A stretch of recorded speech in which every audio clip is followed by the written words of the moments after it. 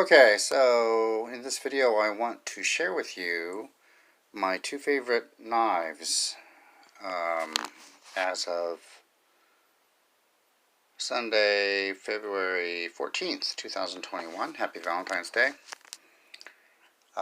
So I don't want to get into this long history of my knife, I guess, hobby. Hopefully if you're keeping up with the vlogs and various videos, you can kind of have an idea where I'm coming from. One of my biggest things about knives, though, is that I want to use them, and that's me. I do have knives, and they're not Save Queens. I just don't use them because I have knives that I want to use. In reality, I wouldn't need so many knives, and so any knives I'm buying now are pretty much just for the entertainment value. Metal Complex has some videos that he kind of puts his opinion on why he collects knives, and I can see that. So we all have our own different reasons. So I do like to focus on a main knife. So I do carry one fixed blade, and I carry one folder. I used to rotate my folders until I bought my latest one. And yeah, so I want to do long-term usage of both knives. I was using my neck knife exclusively, with the occasional use of a rotated in folder, but now that I have the folder, I honestly haven't been using my neck knife that much. So let's go ahead and start with the neck knife, and the neck knife is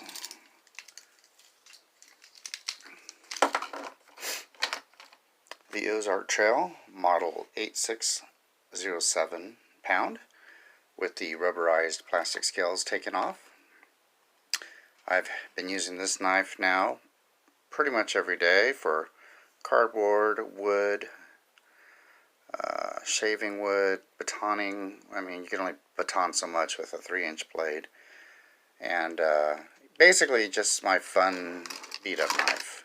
Not that I'm trying to abuse it, but there are things with this knife that I would not do with my folder, even though I think my folder could take it. So a couple things on this knife. The retention is good. I did increase the retention by adding some nail polish in there, and I put several coats, and once you let it thoroughly dry, it has a much better fit, and so that's good. I like that. I chose red. Obviously you can go with clear or black, but red for the effect. The knife itself is an OZARK Trail model 8607 pound, released in 2020 holiday Walmart. When you take the scales off, you get a little lanyard hole in the corner, which I added just a tiny bitty one. I'm in the process of layering the paint on this handle part, just so it's a little thicker, and then finishing it off with a matte black if I can ever find some in stock. But I did start using a diamond sharpener to file down one of the edges here. I think you can see how that's pointed and that's rounded. This used to be pointed. So that's project 2. I don't have a lot of tools, so to say, like power tools or anything, so things take time with me.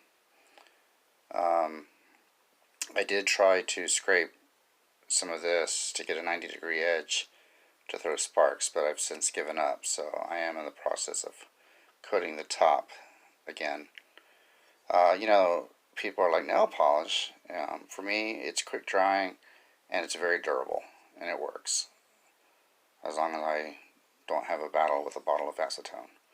So it works for me. This is a $4.87 knife, and it really changed the game for me as far as knives. I did carry a neck knife 20 years ago when I worked for Quick Trip, and back then I don't think anyone really said anything about it, and I used it religiously for opening boxes, breaking down boxes, zip ties.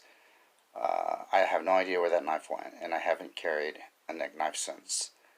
I don't know where it went, but I remember that the sheath had a little button you had to push, and it would pop the knife out.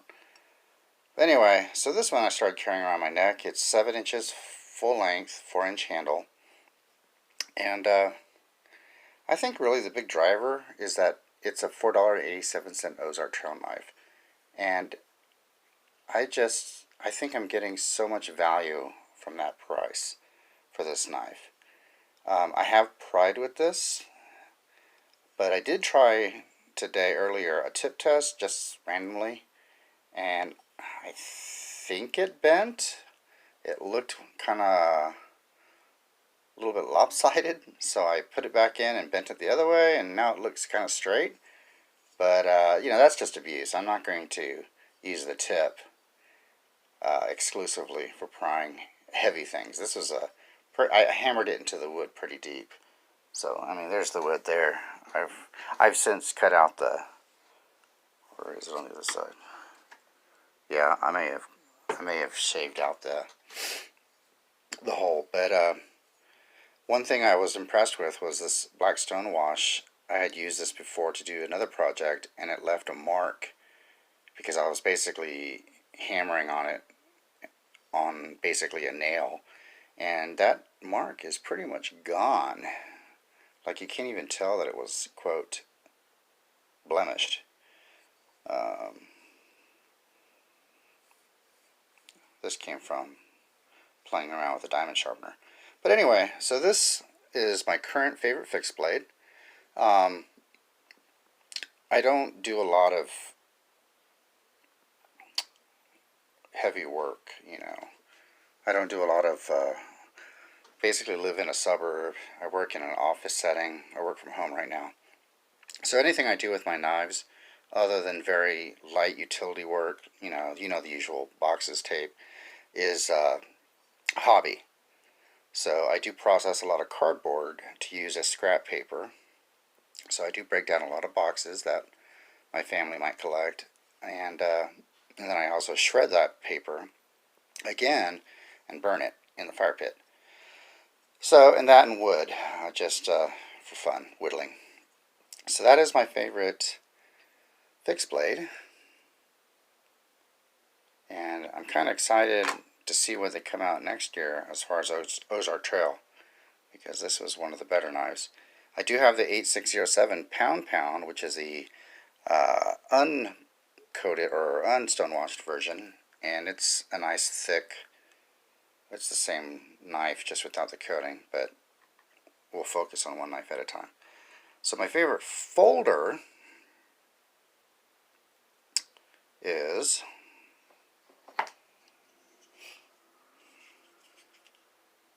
this Mini Recon 1 Tanto, which I got last Monday, in fact. So this one I've had since November 11th of 2020, and I've used pretty much every day.